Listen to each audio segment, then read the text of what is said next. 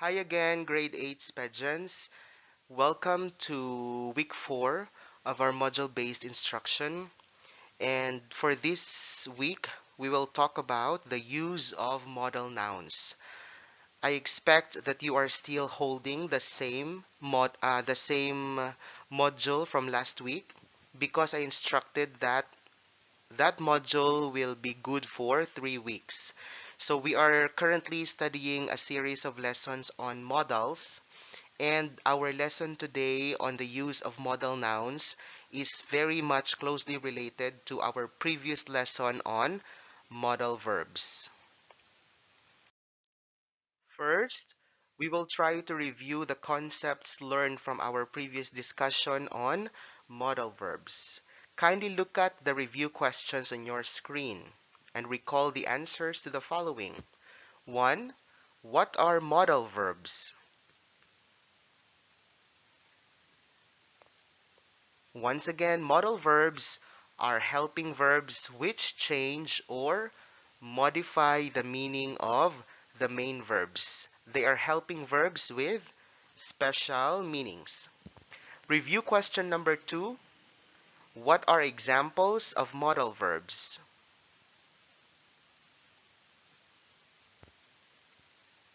So we have given several examples of modal verbs last time, but to name a few, we have the examples can, could, will, would, might, may, and so on.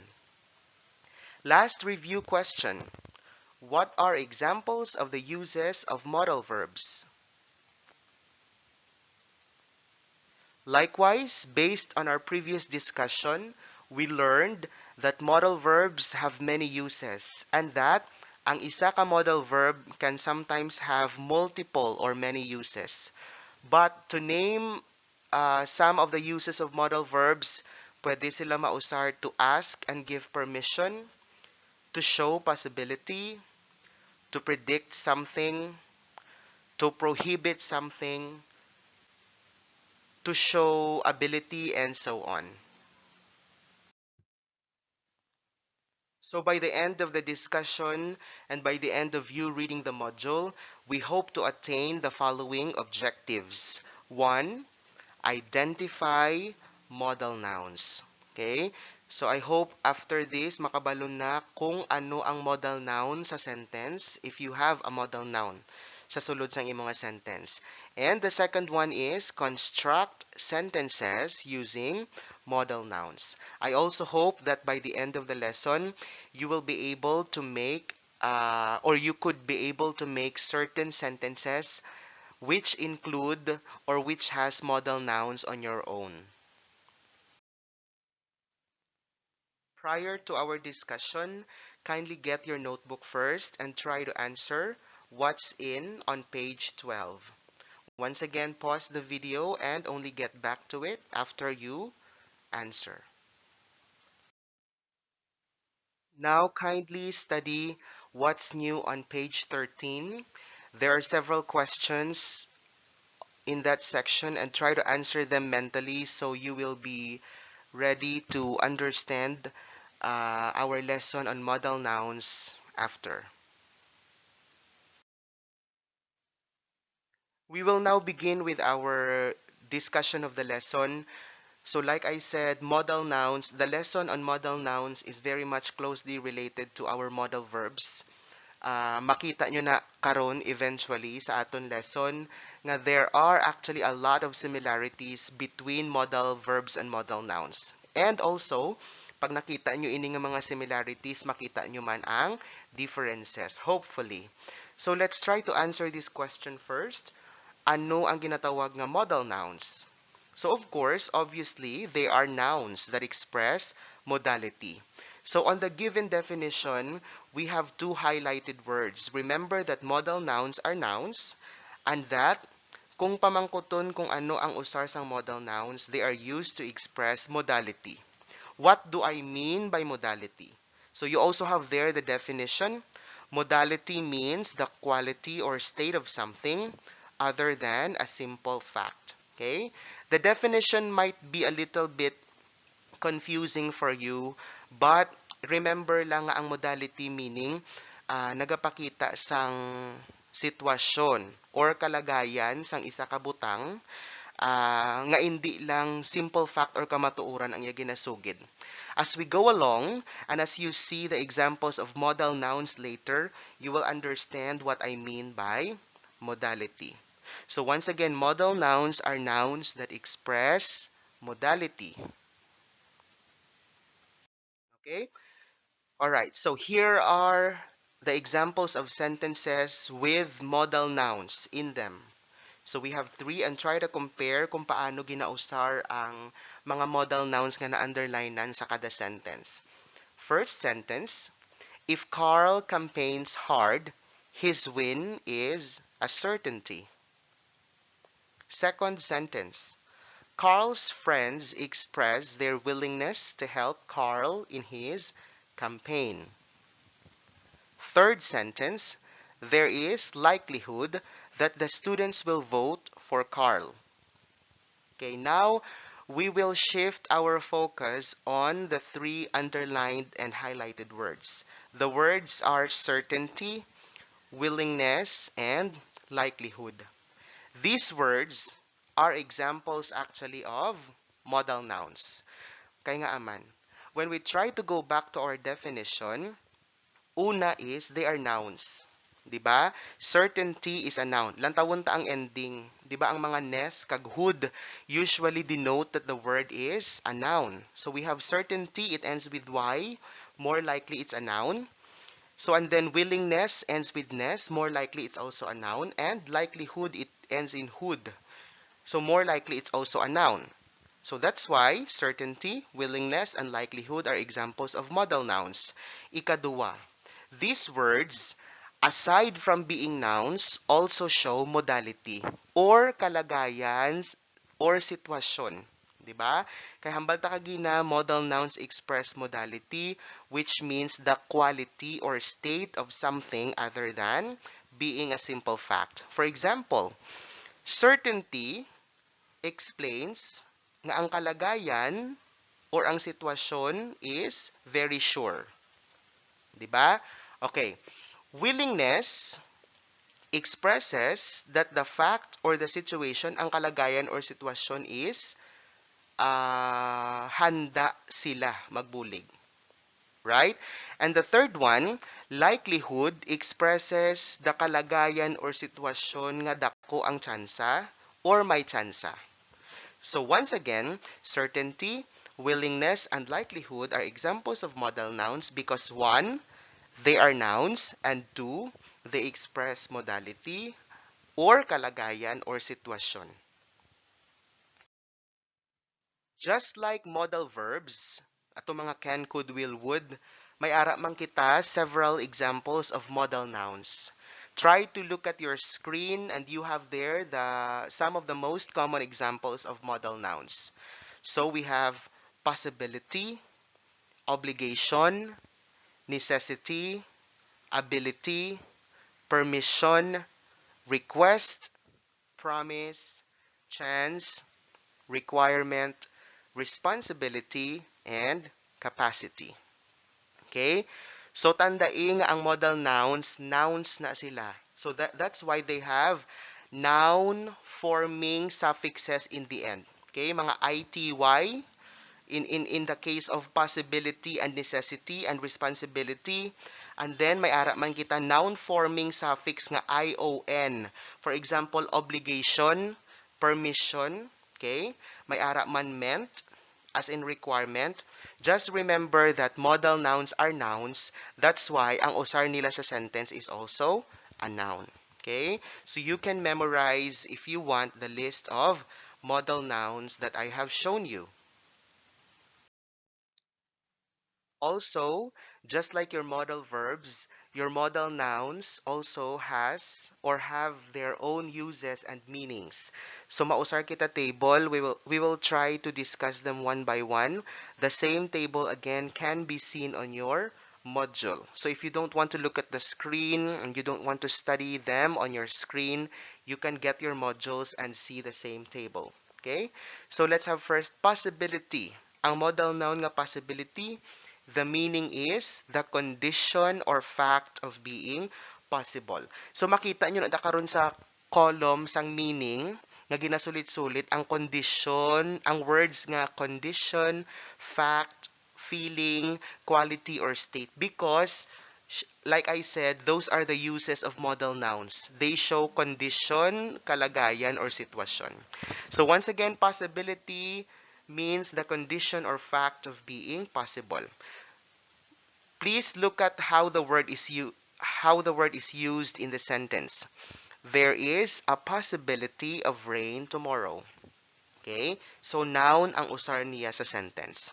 Second, obligation, meaning a condition or feeling of being obliged or required. Okay? Ang kalagayan kung sa diin ginaobliga ka or probably we can say ginapilit nga himuon ang isa ka bagay or gina-require. For example, students have an obligation to study hard. Okay? So you have there once again the modal noun obligation in the sentence. Try to look at the sample sentences and observe how the words are used para makabalo ka man kung paano sila usaron sa sentence later. Okay? Third modal noun, necessity, meaning the quality or state of being in need. Okay? So kung nakita nyo ang mga meanings natin, medyo pulo pareho sa aton nga modal verbs man. But you will see the difference later. We will discuss the difference later. Sample sentence for necessity. Nowadays, mobile phones are considered a necessity. Okay? Panginanglan.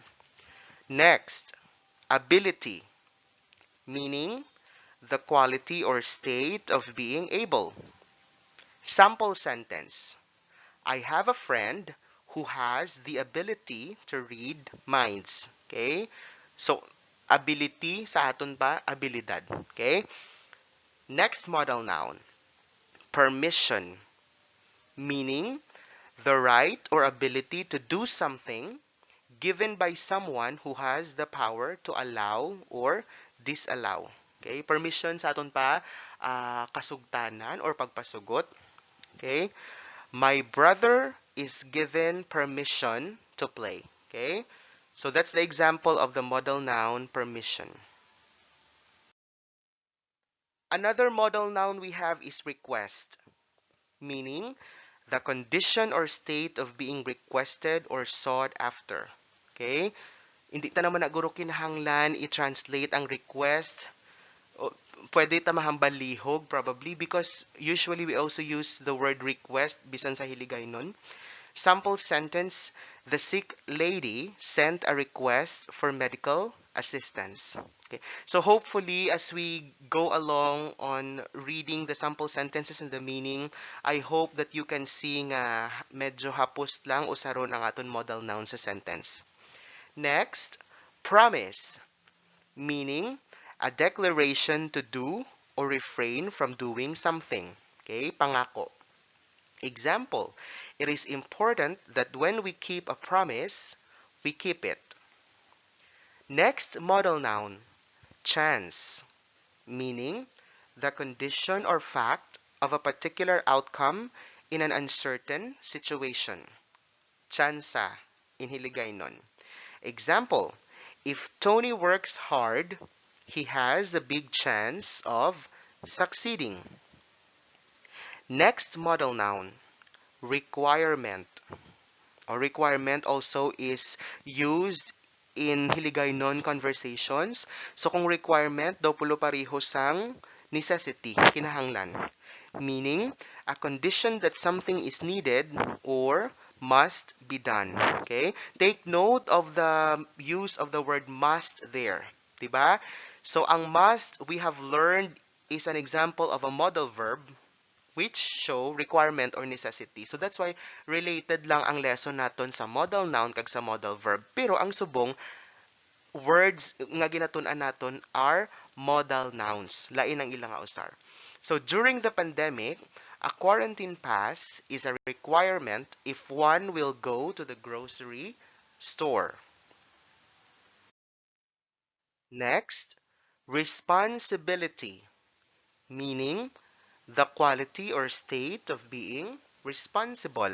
In Hiligaynon, of course, we have responsibilidad. Sample sentence. It is the parents' responsibility to provide for their children. Okay, last example of modal noun we have is capacity. In Hiligaynon, we also have the word kapasidad or ang kaya, himuon. The quality or state of being able to do something. Sample sentence. I believe my teacher has the capacity to teach us online. Okay? So please do not forget the different examples of modal nouns that we discussed. Siyempre, hindi nyo man guro malipatan kay ara da sa inyo module ang examples. Okay? So you can study them over and over again if you want to memorize them and if you want to really get yourselves familiar with them. Okay? So the last part of our discussion for this session is a comparison between modal verbs and modal nouns. Kagina ko pag ginasulit-sulit nga ang lesson naton subong sa modal noun has something to do with modal verbs. Siyempre sa ngalan pa lang, di ba, modal verbs kag modal nouns. Ano ang kinapariho nila nga duwa? Kung kamo pa mangkoton be, what are the similarities of modal verbs and modal nouns? Aside sa ngalan nga modal. Okay, both of them show modality or kalagayan. 'Di ba? Atong mga permission, tsansa, request, what else? Permission, capacity, ability, obligation. May pareho sila meaning or pareho sila shade of meaning nga ginahatag. Okay? But when talking about their differences, ano ang kinalain sang modal verbs kag modal nouns? Ang ila kinalain is ang function sa sentence. Pareho sila shades of meaning. Again, pareho sila gahatag modality, chances, requirements, and so on. Pero ang ilang nga usar lain-lain. Modal verbs are verbs, which means they are used as helping verbs in the sentence. Right? Kinahanglan, itupad mo siya sa main verbs or action verbs, ang imong nga modal verbs. Ang modal nouns naman, syempre noun sila. So more likely kung nakita nyo to ang mga examples naton, kalabanan, ginatupad siya sa a, an, kag the, o kung isa pagid ka noun. For example, mahambal ka, a request or the request. Or Sheila's ability or Mark's capacity. So, ang kinalain sang modal verbs kag modal nouns, again, is ang ila nga usar sa sentence. Ang modal verbs, helping verbs, so kinanglan nila main verb sa ila tupad. Whereas, ang modal nouns are nouns, so ang ila usar sa sentence man bilang noun. Okay? Once again, pwede sila matuparan a sa una, pwede sila matuparan a, an, kag, the. Okay, but in terms of meaning, again, they almost have similar shades of meaning. I really do hope that I have explained the lesson well and that wala na budlayan or wala na gamuhan sa aton lesson subong about modal nouns. And now it's time for you to practice and apply what you learned. Kindly answer the following on your notebook. Assessment 1, find me on page 15. Activity 2, fill it out on page 16. Assessment 2, what's in the blank on page 16. Activity 3, choose it right on page 17. And what I can do on page 19. Good luck in answering your activities, and I hope to see you next week again for our next session.